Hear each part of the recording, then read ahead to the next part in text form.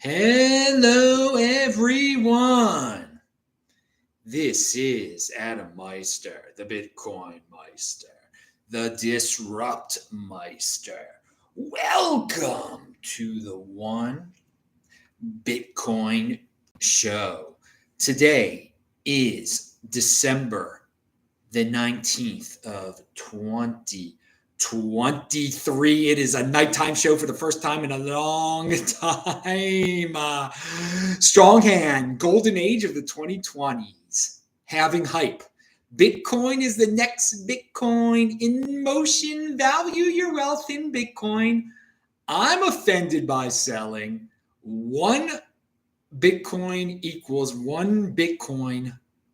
There is no inflation is the new 2 + 2 = 5. Pound that like button. Hello, my elite friends. Oh, this is a special show. Hey, I'll do another one. We still need to raise $61 thanks to Sightseeing TV, Alpha Network, Henry Law, Craig Ship, and Marco Esquindala, Big Sean Harris. All those guys, so many more have contributed. You can do it too. Do the super chat. Ask questions during this show. Type in Bitcoin Meister or just do a super chat, and that's the only way I'll see you. I want to just give a really good summary at the beginning of the show so you guys don't drop off because of your very short attention spans that most people have these days. I'm going to tell you exactly what I'm going to talk about here today, okay? Okay? Ordinals solution. The solution to the Ordinals situation, the high fees on Bitcoin, is a Bitcoin Crypto-dividend friendly fork. There is a desire for yield out there among so many people, and we're going to have to accept that as truth.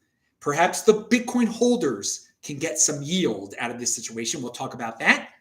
Stop denying the truth, people. There are a lot of people out there in this space. They don't recognize what is. They just recognize what they want. Okay? There's a big difference between what you desire and what is. Okay? There's a lot of people that have a lot of hate toward Ethereum and all sorts of other things. And they're like, it's the worst thing that's ever happened to mankind. No, it's not. It's not the worst thing. It's not a scam. And it's also not going away. What is? Let me tell you what is. People have been predicting Ethereum's been going away for the entire time that Ethereum has been around. And that's longer than most of you have been in this space. I've been here since before Ethereum, okay? I remember how it all started in 2015 when you sent it, 2014 actually. Okay, but this is not about Ethereum. We're going to talk about other truths because Ethereum it's got some issues. It's got price issues too, okay? Fee issues also. And anyway, we'll talk about all that stuff. So I just wanted to put that out there. All right. So let's start with a unique beast, confident, decentralist idea of mine here. Okay. We've got a situation with the Ordinals where there are some people. I was just at the Bitcoin conference in Las Vegas, unconfiscatable. I want to Tone Vase, thank you so much. Thank you, Mel. Thank you, all the people who helped put that on. It was an honor to be on stage a couple times there. And Las Vegas is the worst city in America in some ways. Link to below is, please watch my last video, which was on Simply Bitcoin TV, where I go on one of my greatest rants ever. It's linked to below. Always check out everything below. Follow me on Twitter, TECHBALT. I had a 2-minute video from the streets of Vegas where I'm basically cursing Las Vegas. It is a filthy place. It's just so bad. It's so bad. But you'll get to see lots of inside. I am on Twitter every day, TECHBALT. So for all you people who are like, Adam, I don't see you anymore. No, I'm there every day, every single day. I've not gone away at all. It's hard to make these videos, but I wanted to make one tonight. And we're going to probably have one on Friday also with a very special guest. Hopefully, the leader of the trucker protest in Canada was in Las Vegas with me, Benjamin Dichter. And perhaps you'll get to see him on Friday. We shall see. I met him in person in Las Vegas. A great honor to meet him. All right, he did a great thing for Bitcoin by having the trucker protests in Ottawa. All right, we got people in the chat. Retweet it, people. Retweet. So let's talk about what a crypto dividend is, first of all, and that back in 2017, most of you were not around, but Roger Ver decided he was going to make his own version of Bitcoin called Bcash. Everybody was panicking, and I realized basically around the last minute that it was going to be a positive thing, that we were going to get this free altcoin that we're going to be able to turn into more Bitcoin. And I introduced the concept of a friendly fork. And that was an attack on Bitcoin. I talked about something called a friendly fork, and then there was B Gold, and there were all these crypto dividends, these one-time dividends that gave us yield on our investments. And it was a very good time. And they slowly disappeared over time, and whatever, they went to zero. We're living through a time right now where it cannot be denied. And this is partially because a lot of people followed the government's rules and just didn't leave their houses for like a year or something like that, where digital assets became very valuable to people. And owning certain physical things weren't just as important anymore. And you can see this is more and more of a digital world. We don't really need office. Commercial real estate is horrible. Why would anybody be in commercial real estate now? Just have Zoom. That's it. Okay. I mean, and there are great times when you meet people in real life. It is awesome. But because of Zoom, because people are used to this digital world now, you don't have to have a nice office space or occupy it all the time. You can share your office space. I personally believe you don't need office space. If you need to meet with people, just rent a room. I don't know. There's all sorts of creative things out there. Be a unique beast. Don't fit in. Pound that freaking like button. So we've gotten to a point now where people are creating these ridiculous inscriptions and NFTs, and they find value in this stuff. I personally do not find value in BRC20 tokens. I don't exactly get it. The Ordinals, I don't get the entire Ordinals thing. I know Udi is having a blast with it. Follow Udi on Twitter. Read Udi's thing. Zach Vole is another good guy. They've both been on my show before. I've met both of them in person before. They're good people. I got to see Luke Dash Jr. in person. I did not get to meet him. I commented on Luke Dash Jr. before, how it really disgusted me and made me see I thought he was a very important Bitcoin developer guy, and he clearly showed an attack vector there when he's wearing a gas mask at the Miami event. I think it was still in 2022. He was still wearing a gas mask. There's a picture of him. And seeing him in person, I mean, I'll let you get your own vibe.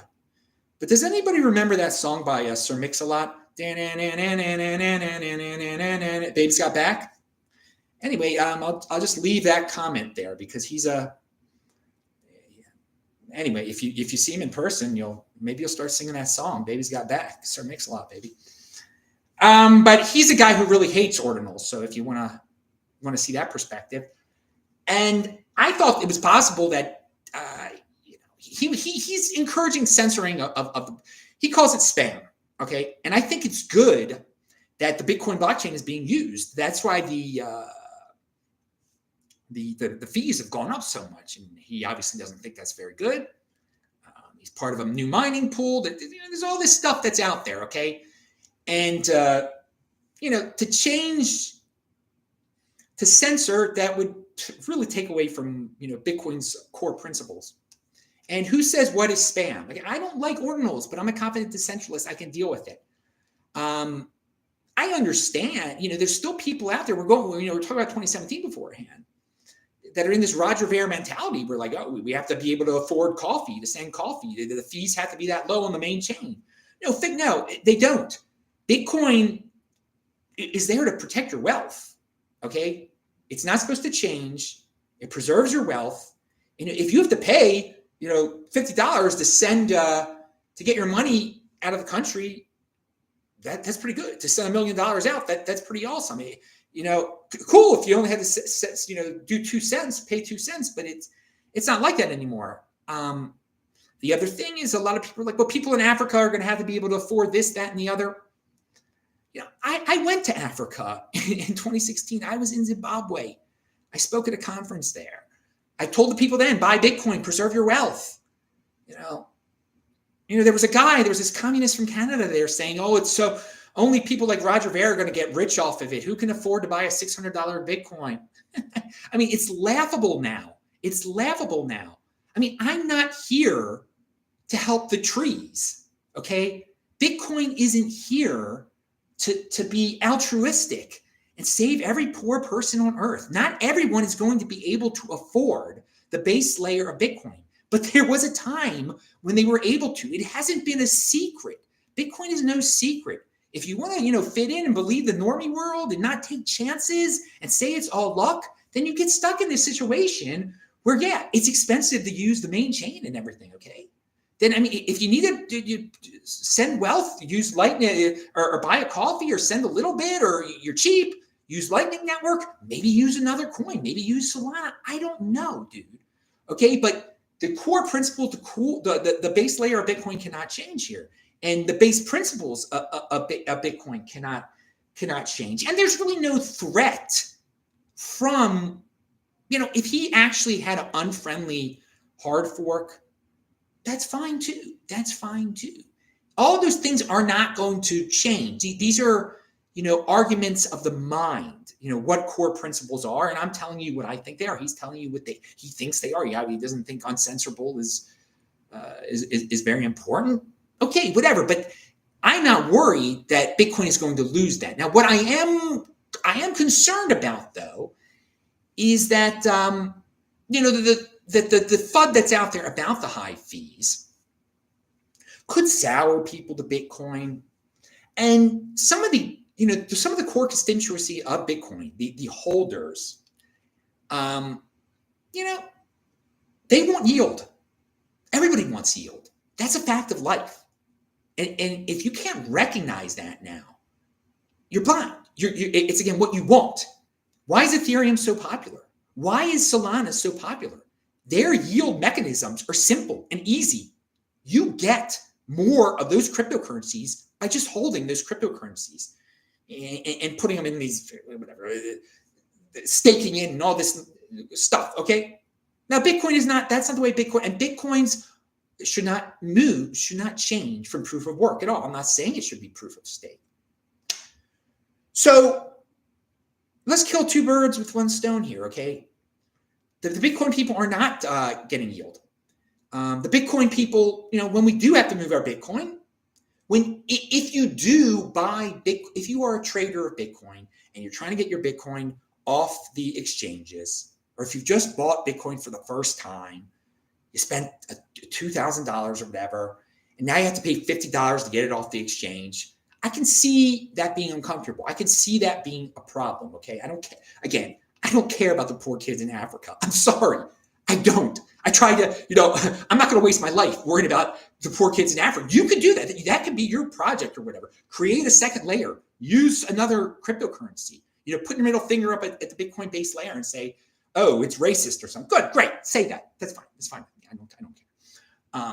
But that there are some people that are just trying to use it for legitimate, they're trying to preserve their wealth. They don't want to get caught up with this dollar inflation and everything like that. And again, there's not going to be hyperinflation. And again, the dollar is still the best currency out there. But let's say you're in South Africa and you're trying to turn your rand into some Bitcoin. And then you have to pay $50 or $60 to get it off Coinbase or something. I mean, that's a short-term pain in the tuchus, okay? So what I think should happen is that, and the other thing that should be put out there are constant threats to Bitcoin where people want to make Bitcoin proof of stake. The Greenpeace people want to do that. The people that want to have 42 million Bitcoin. There are people that want to have smaller blocks. So you can, someone out there, this is what I suggest, someone out there just do a friendly fork and call it the Vote Against Elizabeth Warren fork. Call it Vote Against Elizabeth Warren. And you should say, this is the insurance layer of Bitcoin.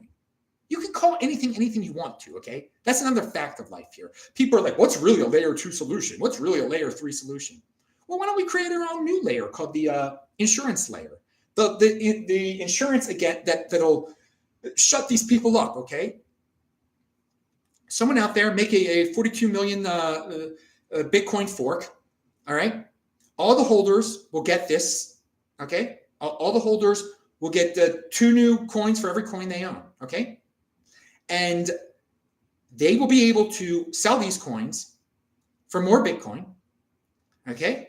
And use that to pay for their fees. That will be the purpose of it.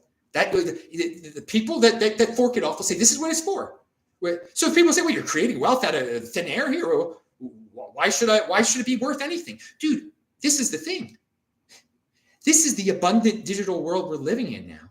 You could just produce any value out of thin air now. This BRC20 stuff, it's crazy. People are paying for all this stuff. People put value in it. Now there should be some caveats to this new this crypto dividend. And again, it's the insurance layer of Bitcoin. It's not an altcoin. It's just the insurance layer. It's whatever you want to call it, or the fee to holders layer. You can call it anything. It's the rewards layer. It's the holders rewards layer of Bitcoin. Layer 1.5. I don't care what you want to call it. Okay, and we all get these little coins, but and then every year afterwards, if you have one, you get another one. Okay, but then the second year, if you have 2, do you get another 2? All right. If you have 1, you don't get anything. Okay. So at first, everybody gets 1. Okay. Everybody gets not 1. Everybody gets whatever the equivalent. It doubles. They get double. If you own 0.5, you get 1. Okay. But then the next year, you got to have 1. Then the next year, you got to have 2. The next year, you got to have at least 3. All right.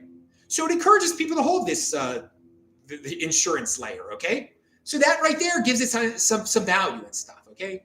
And maybe you could, someone can come up to where it could be the proof of burn, where it can be transferred to another chain or something. I don't, all sorts of creative things can go into this thing, okay?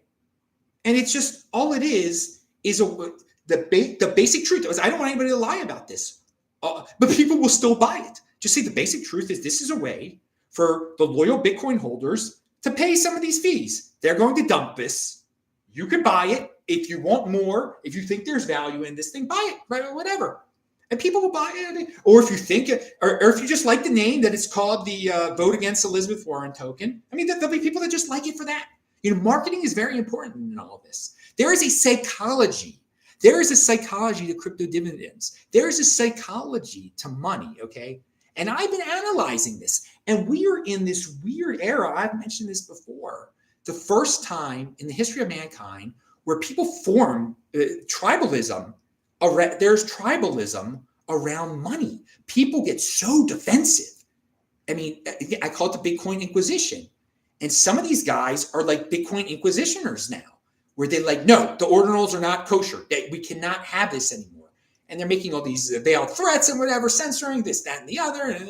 Let's just avoid it all. Let's get it off the table. Let's get the argument of fees are too high off the table. And my solution to fees are too high off the table is creating this insurance layer.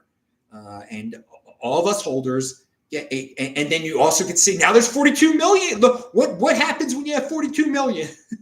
What happens when it's proof of stake? What happens when it's smaller blocks? And the thing that's forked off, you won't be able to do ordinals on it. It'll be very simple. No, you won't be able to do ordinals on it. Okay, so maybe it'll appease some of them.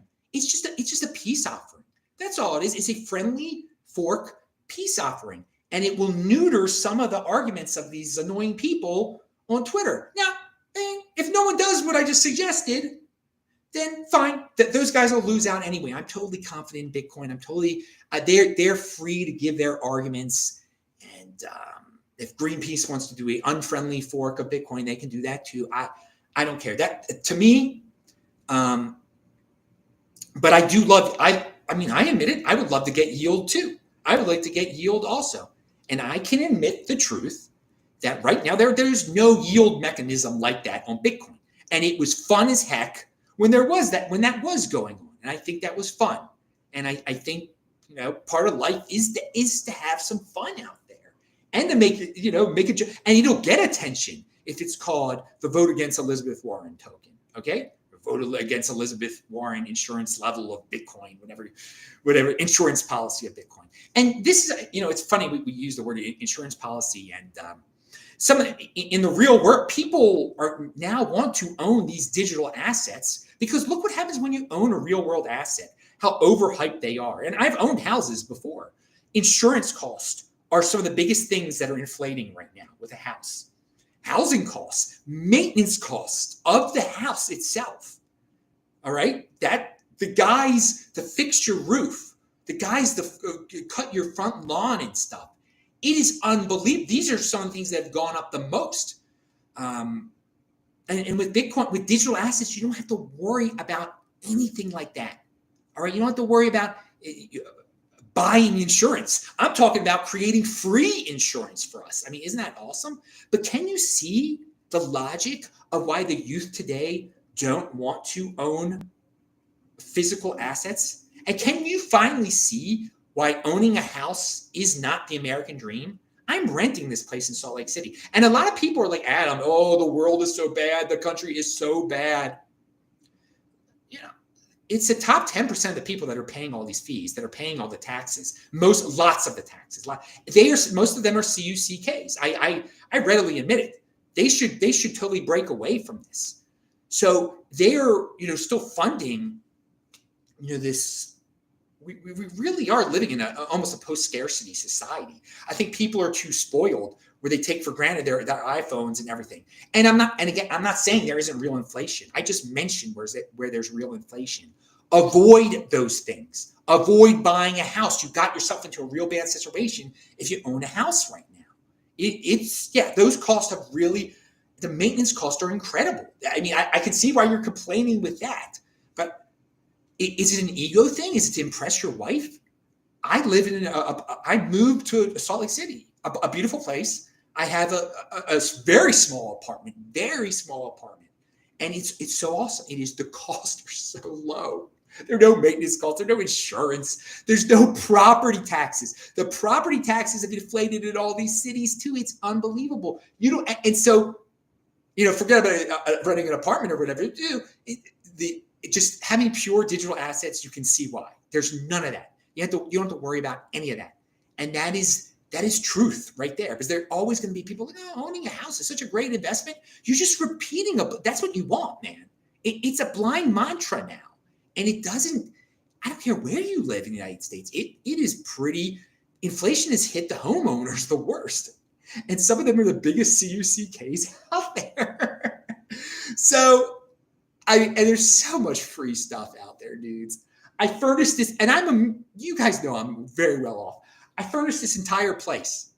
Like almost all the forks, the chairs, I found everything on the streets of Salt Lake City. I'm not making this up. During my runs, I mean, such nice plates, such nice chairs, shelves. I mean, I'm laughing at myself, man. I find stuff all the time. I get the food off the trees too. Anyway, again, if you're in motion, you could change. And I understand some of these cities are dangerous. I have to go back to Baltimore for various family events. And it's a different vibe than Salt Lake City. Get out of those places. You do not have to be stuck in those places. Yes, I realize some places are worse than others. Do you realize that? Some people say, Adam, you're in your own little bubble. You're in your Salt Lake City bubble. Well, I put myself here. I could be in Baltimore. I could be living in the ghetto of Baltimore. But I physically moved. I patiently found like the cheapest freaking apartment in a really good building. And I'm laughing because these people are like, you don't really know what's going on. What's really going on, dude? You couldn't move. You couldn't improve your life. If you're stuck in a horrible mortgage, maybe it's time for jingle keys. Do something. Figure it out. If you want to own a house, it's a lot cheaper to own a house in Sioux Falls, South Dakota. Is it cold as you know what there? Yeah, it is. But I've been to Sioux Falls. It's a lot safer than Baltimore. Why is all Minneapolis and St. Paul moving to Sioux Falls? All right, I've gotten off topic here. I promised you to cover some stuff. But I mean, these are topics that deal with reality, with the digital reality we're in, and the compete, don't complain reality that we should be, that you should recognize, okay, to better your life. I'm talking about I could complain about Ordinals. I could complain about Luke Dash Jr.'s huge butt, okay? I could complain about all that stuff. But I'm suggesting a competitive thing to do. Let's do a friendly fork and let all the holders benefit from all this. I mean, we're the most sound minds out there, I think. I'm a little biased, aren't I? Pound that like button. Come on, people. Send some questions in that super chat for me. All right, at least retweet this. Yeah, this is stuff you're not going to hear anywhere else. I promise you. So yeah, solution to high fees equals solution to the ordinals, because the ordinals are causing the high fees. But again, we should be happy that they're high fees because people are using Bitcoin. They're moving stuff around on Bitcoin. It's not just, I mean, you use Bitcoin just by holding too, okay? But there are people using, there's all sorts of creative things going on that I never could have predicted and everything like that. Hey, and the Ethereum stuff too, for all of you that say DeFi is a scam, I mean, it's laughable. Why are the fees so high on Ethereum? It's because people are using DeFi, too many people. They don't have a solution. Solana has a solution. And this is why I used to say Ethereum is the next Ethereum. And not that it matters. I mean, buy and hold Bitcoin. But this Solana thing, I can see why the low fees thing is important. And I can see there are a lot of big Solana was like, people complain about the Ethereum pre-mine. Solana basically was a creation of venture capitalists. All right.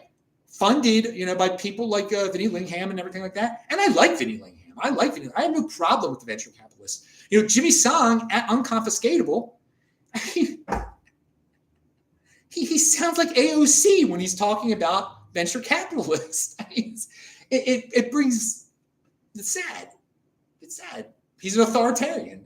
Jimmy has authoritarian tendencies. When he talks about the ordinals things too, very, very authoritarian tendencies. It is what it is. But I mean, he says that keeps on saying that venture capitalists are rent seekers. They're rent seekers. They're rent seekers. Does he know? I mean, rent seeking involves there being like an obstacle. Usually, I think the proper definition, the government places an obstacle in some type of financial dealing so that a favored person will make money, and everyone will be forced to use the favored person's pathway. All right, favored entities pay. I mean, that is fascism. Venture capital is not fascism at all. Venture capitalists are needed to speed up the process sometimes. Sometimes it's a way for people to fund themselves. Let the free market decide. If people want to fund themselves with mommy and daddy's like $2,000 loan, let them. Or maybe they've got an idea that involves a medical breakthrough and they need $2 million right now. I mean, who are you going to get? Your mother and father aren't going to be able to help you with that. Grandma's not going to be able to help you with that, okay? A blessed memory, my grandmother. All right, so is Stacks good for Bitcoin? Win Woe says. Yes, it is. Yeah, that's a great question. They consider themselves a layer 2. Why is Stacks good for Bitcoin? Because every Stacks miner has to buy Bitcoin. Do you guys know that? So if they built this altcoin layer 2, whatever you want to call it, that people are like, it's a scam. They had a pre-mine. They were venture capital. Blah, blah, blah, blah, blah, blah. Let me tell you, you can make things personal with people, or you can recognize reality. The guy in charge of Stack is a Pakistani Muslim. I can be like, oh, I don't like Pakistani Muslims. He must not like me because I'm me. No, I listen to what the guy has to say. I don't give a darn that the dude's a Pakistani Muslim. He created something that in order for it to exist, it must buy Bitcoin. Isn't that what we want? People to buy Bitcoin? So, I mean, that is the base of what Stacks is. The other stuff that it does, it says that it builds DeFi on Bitcoin. I mean, that's a matter of interpretation, isn't it? But yeah, it's a good thing for Bitcoin. Stacks is a good thing for Bitcoin. Quote me on that, okay? I got no problem with it. And even if it, these all the altcoins out there, I don't have any problem with any of them. I'm a confident decentralist. Let people create what they're going to create. All right, someone said everything is good for Bitcoin. Some things are better though. When there's an entity buying Bitcoin in order for its existence to continue, that's very important. That was part before this Ordinals stuff came. People were like, well, who's going to pay all the Bitcoin fees in the future? Well, they're paying some of the Bitcoin fees by constantly buying Bitcoin and sending Bitcoin. These ordinal miners and not ordinal miners, the stacks miners. There's all this. There's all sorts of infrastructure that's going to be built. People love this darn blockchain so much they're inscribing stuff into it for $60. It makes them, but that's how much they want to be immortalized. I guess the inscribers, but that's how much this is like the anchor of all of cryptocurrency. If you can somehow get the tentacles of your cryptocurrency or of your project in there, you're going to pay high fees to be a part of it. So this answers the question of how the rewards get cut in half every 4 years with Bitcoin. This is what's going to fund it. We're already seeing it. And people, let's forget about that FUD down. Now they're just fudding like, oh, Ordinals is an attack on Bitcoin. I mean, FUD. There's always, Bitcoin keeps chugging along, okay? It's the, what's that vicious animal called? I forgot. Okay. Yeah, CBDCs are good for Bitcoin, someone says. Yeah, they are good for Bitcoin because at least it'll get some people more digitized and more likely to understand that digital money is real money and that they can get into Bitcoin. And hopefully there'll be some entrepreneurs out there that create these ways of turning your CBDC easily into Bitcoin. All righty, next topic here. So Ordinals solution, friendly Bitcoin, desire for yield. Oh, yes, I mean, I covered all three things here. Okay, because okay. What's this here? My radical idea. I talked about that. Insurance layer, we called that. I'm gonna just make sure I covered everything. So bear with me, people. Hopefully you're playing this at 2x, and the people who are watching this live, feel free to. I just going back to the state of the world today. You can see why some people think there's a recession out there, and some people think they're very well off. I mean, it depends on your political party. It depends on your. What media you watch. If you deny inflation exists, you can be convinced of that just by watching TV. But inflation exists. It exists, especially in certain assets. So avoid those assets. Is exactly what my rant was at the beginning. Avoid the house stuff. All right. Get into digital assets. All right. And guess what, dudes? Not all digital assets are going to be on the Bitcoin blockchain. That you got to get comfortable with that fact now. At the same time, more and more people want digital assets, and I just love that we live in this world where now the regular man, anyone, can create these digital assets out of thin air, and they have some minimal value. It might be just like somebody out there wants them. It's just amazing. And I believe in the supply side economy. This is great for the supply. The more supply, the more stuff that's out there, the more affordable everything is going to become. Okay. We want just more stuff. And a lot of you are going to say this stuff is nonsense, digital. And I can see how I've said it 4 times now. I don't want a BRC20 token. I don't want these things, but its value is subjective there, okay? We've raised this generation of people. They've gone through some weird things now. And so, yeah, people are going to buy this free crypto dividend too. I mean, I really believe, especially now since we haven't had a friendly fork for a while, I mean, I can easily see it being between 1% and 5% of a Bitcoin. At the I think it's bare minimum will be, one of these friendly, whatever, vote against Elizabeth Warren tokens will cover, your fees on quite a few transactions, 50, 100, $200 and stuff. For one of these things that they'll and it's creating value completely out of thin air, because there are going to be some people who didn't live through the last thing, that a fork will take away some value from the main chain. It doesn't. When Bcash was created, it didn't. Bitcoin was worth like 2,500 a day before. When it was created, Bitcoin wasn't worth 2,000 and Bcash was worth 500. No. Bitcoin actually was worth more, and Bcash was worth like 500. So there was value added. It got rid of stress. It got rid of uncertainty. But people didn't live through that.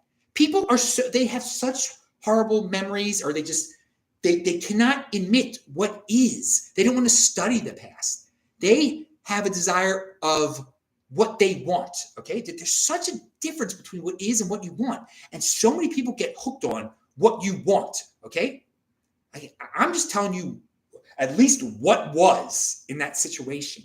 It did not take away value from a friendly fork does not take away value from Bitcoin at all. It didn't. I mean, I lived through it. I mean, I see many of you guys got 20% on a it was worth 20% of a Bitcoin. That's true yield right there. When my grandmother, of blessed memory, she would have to put money in the bank and get 0.1%. Or 0.001% at the end of her life. I mean, it's crazy. And by the way, my grandmother was very good at saving money too. Very good. Intergenerational wealth. Some people are very good at it. Start to learn about that, people. People love the scapegoat. They love the scapegoat. Oh, how did those people get so rich? Why are they so rich? Intergenerational. Some people, it's long-term thinking. And it's a shame, because my grandmother's generation of my ethnicity, especially on the East Coast, they worked hard jobs, had these businesses, small businesses.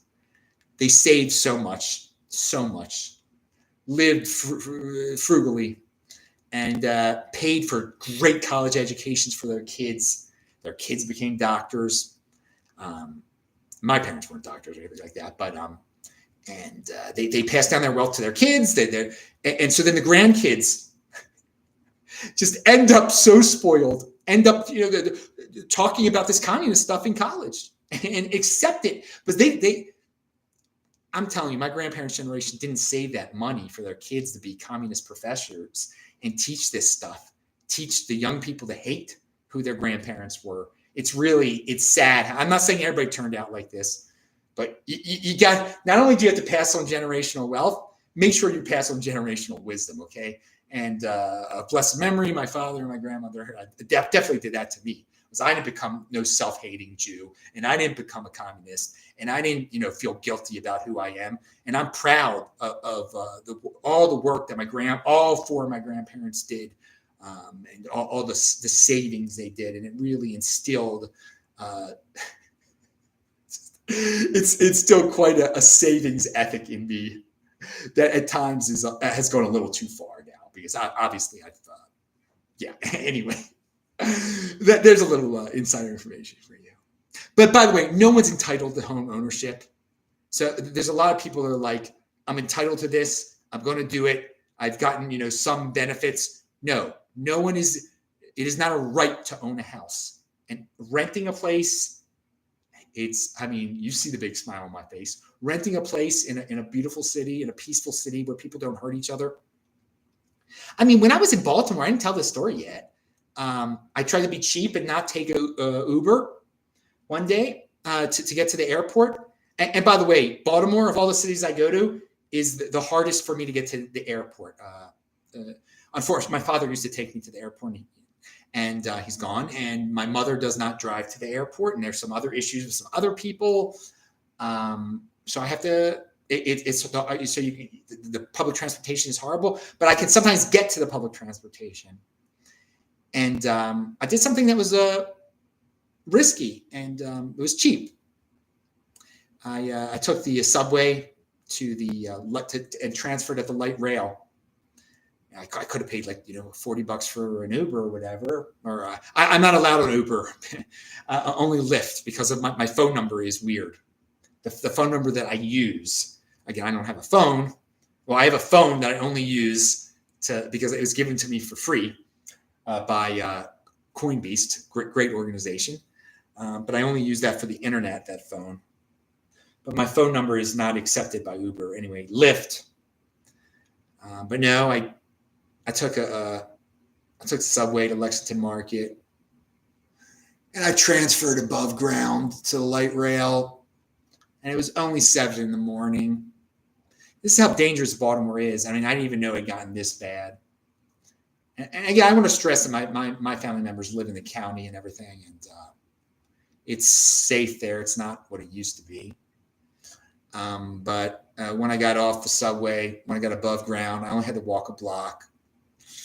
But 10 guys were walking on the street. It was, I had a suitcase with me. All 10 of the guys each one could have destroyed me. Each one could have destroyed me. I couldn't take one-on-one. Any of them would have been horrible. And I thought they wouldn't really see me. I thought maybe they were in a drug rehab program or something. But as I got closer, I don't know why these guys were walking around at 7 in the morning. Okay, they didn't look like they were healthier looking guys. And they just start pointing at me, start talking to me. One asked me, "What do you think of black people?" And right then and there, you gotta start praying, man. So I just kept a smile on my face, and I just I kept talking happy talk with the guys, and they didn't. I think one of them kicked my suitcase, but other than that, I made it out.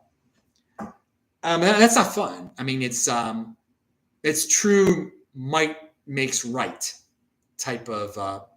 These guys were really raised the wrong way, and that type of culture. Might makes right. I'm going to intimidate anyone I don't like. I'm going to ask them uncomfortable questions that don't have answers. And it's psychotic. And it only took me 10 seconds being above ground there. So I was happy. And by the way, the light rail was a mess. The signs are all wrong. It's so poorly maintained.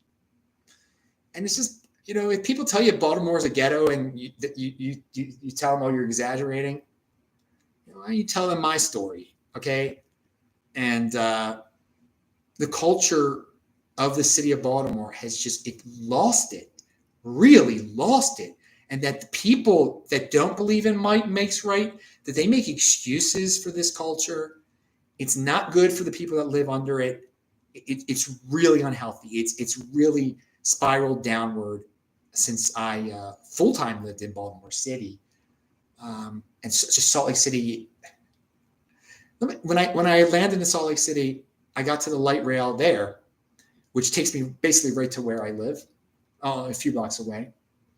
And instead of being, almost beaten by 10 dudes, the light rail approached the airport stop, and I was running to put my money into the machine, and some guy just hands me a free ticket. And that's the difference between Baltimore culture and Salt Lake City culture. I'll just you don't have to be a tree, people. You don't have to put up with that nonsense at all. It's a different world, and you will have a completely different worldview if you consider yourself a negative person now. It might change your whole life. Now, I've never been a negative person. So I could put up with, in theory, I guess I put up with Baltimore for a long time, but I don't want to die. I mean, one of the things that made me leave Baltimore was when I've told that, I'm not going to tell that a story from 10 years ago, But I concluded, I don't want to die on these streets. I want to see the world. I want to see this. I want to live my freaking life. Best decision of my life, obviously, because it allowed me to buy Bitcoin a few months later, blah, blah, blah, blah. The rest is history. I've really gone off on a rant here, but some of you like that. All right. Another thing with Ethereum, the people, it's sick. It saddens me when I see people say these really, some of it is obviously clickbait type of stuff. And, again, we're living in an attention economy. I understand you want attention, but that Ethereum is going to die. First off, I love that there's already a Bitcoin ETF advertisement out there with the greatest man in the world, the guy with the beard. He used to be on the Dos Equis commercials. It's pretty funny. I retweeted it. Most interesting man in the world. But how can you deny there's not going to be a Bitcoin ETF? How can you? And then obviously the price is going to go up. So many normies are going to be able to have a. They're not going to own the underlying asset, but the third party that they worship is going to own the underlying assets. But for those of you who are just like, Ethereum's going to die. Ethereum's going to die. It's on its way to death. And it's a legitimate argument that Solana's going to take some of its pie. I think that's a legitimate argument. That's how people are saying. The only other cryptocurrency approved of basically for an ETF is Ethereum. These people, you guys know my diversification for the sake of diversification line. Okay, it's a way people live. They can't just own a Bitcoin ETF. To prove yourself a good financial manager, that you're this good third party, that you're actually needed, you're going to have to pretend like you're smart and say, well, I'm going to diversify you into this other one. What is the other one? Tell me, people, what is the other cryptocurrency? It's Ethereum. No, Adam, there's a million others. What's the other one that people know? Ethereum. Stop denying it. Stop denying it because you hate it because you're so tribal. What's the other one? It isn't Solana. Ethereum's gonna have what? Again, they said it wasn't a security. All the other ones are questionable. He said Bitcoin and Ethereum. They said Bitcoin and Ethereum. It's on another level. So on that, my Ethereum is the next Ethereum. That level, it still exists, but I think this year, 2024, might be interesting for all you altcoiners out there or whatever. We've never had a really clear number three. I think maybe Solana could be the really clear number three. And again, people want digital assets. They're going to build it on the one where it's cheapest to do it. They're going to do it on Solana. And it's the reality of this world is that physical assets are a pain in the tuchus, and people will just have value in these digital assets. And all this stuff that I talked to, I want to make multiple shows out of this, and probably there will be more shows because, I want people to actually watch this stuff, to see this stuff. I don't like just talking about myself. It's the middle of the night here. It's in Baltimore. It's 11:23. That was a big Baltimore accent right there. Baltimore, it's 11:23 here in Salt Lake City. It's 9:23 right now. So there's a lot of people that are just never going to watch it because they only can watch live shows. There's some of you that are never going to watch it because you're going to say it's too long. There's some of you that are never going to watch it because it's a little blurry and you just like to look at my face and you say you don't like men, even though you don't even pay attention to the word I say. You just look at this man. It's unbelievable. All right. Everybody love. That's my style. Unique piece. I speak the truth there. I don't care who I'm freaking offended out there.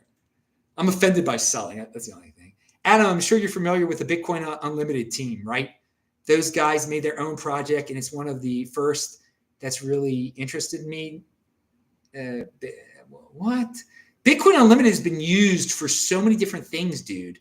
I don't know what's that name used for now? It was going to be a fork once. There are all these from the past, and they've really stop using that name over and over again. I don't know what you're talking about, man. I don't know. And that's no offense. It's just like, how are you doing, Adam? I'm fine. Yeah. I'm loving it, baby. Your thoughts on the Bitcoin ETF? Sorry if this has been already. I think it's great. I think the Bitcoin ETF is great because it's going to it's going to pump the price some more. And it's just going to, for these people, we're not super early anymore. Since Michael Saylor bought in 2020, that marked the end of the super early period. It's so funny how people put Michael Saylor on this pedestal. Like he's the greatest Bitcoiner of all time. And he didn't even exist in Bitcoin. I mean, the class of 2021, I mean, every class is different. Everybody sees things from different perspective. And that's, I respect the dude a lot. I mean, he's put his money where his mouth is. But now once we get past the Bitcoin ETF, it won't be early anymore either at that point. We've been talking about this Bitcoin ETF since 2016. And it'll be good just to have it, let it happen, and just to make it kosher with more financial advisors. It means more people will end up owning the underlying asset. And I only believe in owning the underlying asset. These ETFs, I don't recommend I only recommend buying the underlying asset. People ask me about should I buy MicroStrategy stock? No. Should I buy Coinbase stock? No. Do I think Coinbase is going to do really, really well? I was never down on Coinbase. I was never down on Facebook/Meta because I know this metaverse is real. I know I've never changed my tune. So many people love to pile on. And that's what's going on with Ethereum right now. People love to pile on something when it's down. That's so negative, man. That it blinds you to reality. That these things always come back, man. That there's a legitimate underlying premise behind these things. Okay, there's a legitimate underlying premise behind Coinbase. People want to buy altcoins. Normies want an easy way to buy altcoins. Normies want an easy way to get yield off of their Ethereum. That's just, I mean, I don't recommend you buying their stock.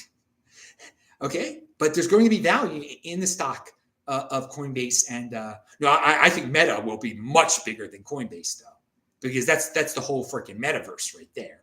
Coinbase is a little bit more specialized, but they're going to expand too. I mean, maybe Coinbase will buy banks one day. I respect that Brian and Coinbase a lot. A lot of people just love the Ripple in these dudes, love the Ripple and Vitalik. I mean, they've created things. They've taken such risks. I mean, I love creators. I do like the guys that are making these BRC20, whatever it is, these ordinals, all this stuff. I love these guys. At least they're creating. Then we got these people like, Sir Mix-a-Lot and everybody, Sir Mix-a-Lot and the authoritarian that want to get rid of things, that want to get rid of ordinals, that want to censor. I mean, this is my philosophy. Confident, the really fleshed out version of my philosophy. You can see it. I am a confident decentralist. I am compete, don't complain. Create, don't destroy. And so I'm not going to be I'm never going to be on the side of the destroyers. I'm going to be on the side of the creators. If they're creating what I don't like, ignore them. I ignore them. If like a Ripple, I mean, they're creating something. I want nothing to do with it at all. I think it's so ridiculous. I think the guy's trying to hurt Bitcoin. But do I want the SEC to arrest him and throw him in jail and get rid of his Ripple? No, I do not. No, I do not.